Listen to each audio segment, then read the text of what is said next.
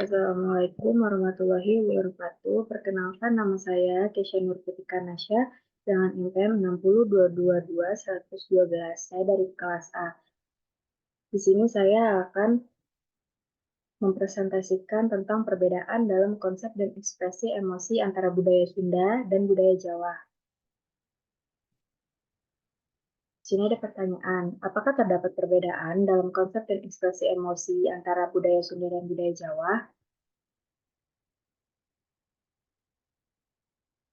Ekspresi merupakan aspek penting dalam interaksi sosial dan kesejahteraan psikologis manusia. Namun, ekspresi emosi tidak hanya dipengaruhi oleh faktor internal individu, tetapi juga oleh konteks budaya tempat individu tersebut dibesarkan dan hidup. Dalam budaya-budaya yang berbeda, norma-norma budaya, nilai-nilai, dan aturan sosial dapat mempengaruhi bagaimana seseorang mengekspresikan emosinya. Budaya Jawa dan budaya Sunda merupakan dua budaya yang kaya dengan tradisi, nilai-nilai, dan norma-norma sosial yang berbeda. Meskipun keduanya berada di wilayah yang sama di Indonesia, namun mereka memiliki ciri khas budaya yang membedakan satu sama lain. Dalam konteks ekspresi emosi, masyarakat Jawa dan masyarakat Sunda mungkin memiliki pendekatan yang berbeda dalam mengekspresikan dan memahami emosi. Di sini ada pengertian budaya Jawa dan Sunda menurut psikologi lintas budaya. Dalam psikologi lintas budaya, budaya Jawa dan Sunda di Indonesia sering dipelajari sebagai dua kelompok budaya yang memiliki perbedaan dan persamaan dalam cara individu dari kedua budaya tersebut mengekspresikan diri, memahami emosi, dan berinteraksi dengan lingkungan sosial mereka. Budaya Jawa yang dikenal dengan nilai-nilai seperti sopan santun, kesopanan, dan penghormatan terhadap otoritas, cenderung menekankan pengendalian diri dalam mengekspresikan emosi. Orang Jawa biasanya menunjukkan emosi secara tidak langsung. Dengan menahan diri dari reaksi yang terlalu ekspresif atau kasar, mereka mungkin lebih condong untuk menyembunyikan emosi negatif di depan orang lain demi menjaga harmoni sosial. Di sisi lain, budaya Sunda cenderung lebih langsung dan ekspresif dalam mengekspresikan perasaan mereka. Orang Sunda mungkin lebih terbuka dalam menunjukkan emosi mereka, baik yang positif maupun negatif, tanpa banyak pertimbangan mengenai aturan sopan santun atau kesetaraan tradisional. Dalam psikologi lintas budaya, studi tentang budaya Sunda dan Jawa sering menyoroti bagaimana nilai-nilai norma dan praktik sosial dari masing-masing budaya tersebut mempengaruhi cara individu mengelola emosi, memahami hubungan sosial, dan berinteraksi dengan lingkungan sekitar. Ini membantu dalam memahami perbedaan-perbedaan dalam respon emosional dan perilaku antara individu dari kedua budaya tersebut. Di sini ada pengertian budaya Jawa. Budaya Jawa merupakan salah satu budaya terbesar dan paling berpengaruh di Indonesia. Masyarakat Jawa dikenal dengan kesopanan, keramahan, dan serta nilai-nilai gotong royong yang tinggi. Bahasa Jawa, meskipun bukan satu-satunya bahasa yang digunakan, sering dijadikan sebagai bahasa komunikasi sehari-hari di kalangan masyarakat Jawa. Pada aspek tradisi dan upacara, budaya Jawa memiliki warisan yang sangat kaya. Misalnya, selamatan, sebuah upacara agama, atau juga kayak perayaan kebersamaan dan solidaritas sosial lainnya sering diadakan dalam berbagai kesempatan penting. Wayang kulit, sebuah seni pertunjukan tradisional menggunakan boneka kulit untuk menceritakan cerita epik, juga menjadi bagian integral dari budaya Jawa. Selain itu, upacara pernikahan, upacara kelahiran, dan upacara kematian juga dijalani dengan penuh penghargaan terhadap tradisi dan adat istiadat. Kesenian tradisional seperti gamelan, tari Jawa, dan tari tekstil batik dan seni tekstil batik juga memiliki peran yang sangat penting dalam kehidupan budaya Jawa.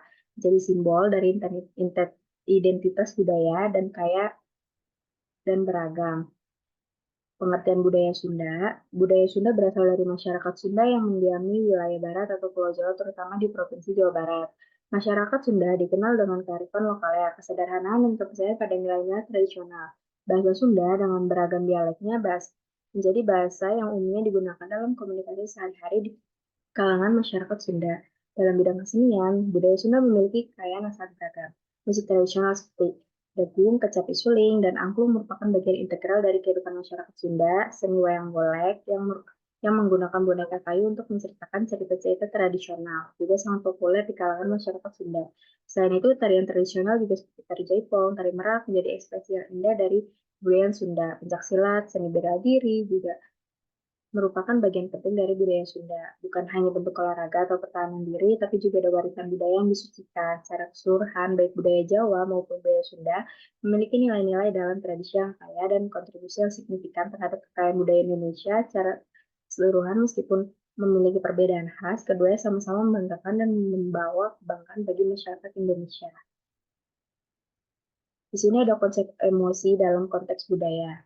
Budaya Jawa memiliki nilai-nilai yang menekankan pentingnya menjaga keharmonian dan kesetaraan dalam hubungan antar manusia. Oleh karena itu, pengungkapan emosi seringkali ditahan atau dimodernisasi agar tidak mengganggu harmoni sosial. Sebaliknya, budaya Sunda mungkin memiliki nuansa yang sedikit berbeda dalam pengungkapan emosi, tapi masih mempertahankan nilai-nilai seperti sopan santun dan etika dalam berkomunikasi.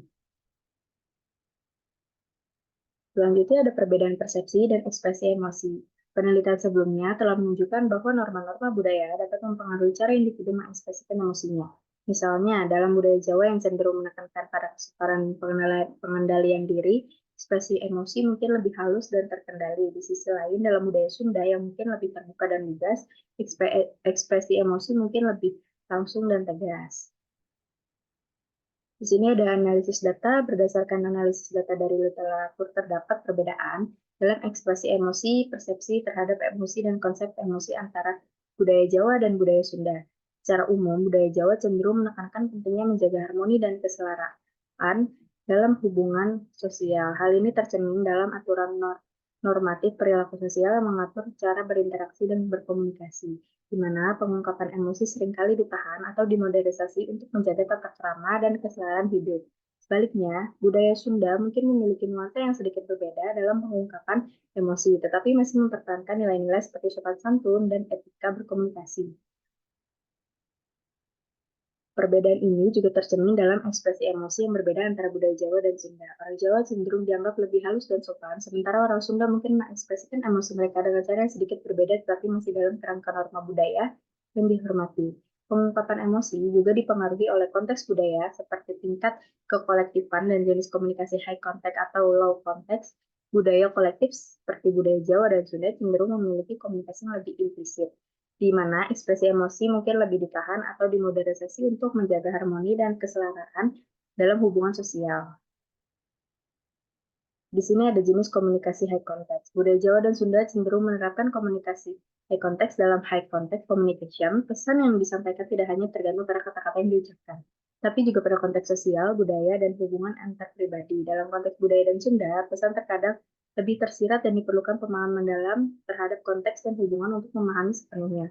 Oleh karena itu, ekspresi emosi dalam high context communication cenderung lebih terselubung dan tidak selalu diungkapkan dengan jelas, karena pesan yang disampaikan seringkali tersembunyi di balik konteks budaya dan hubungan sosial.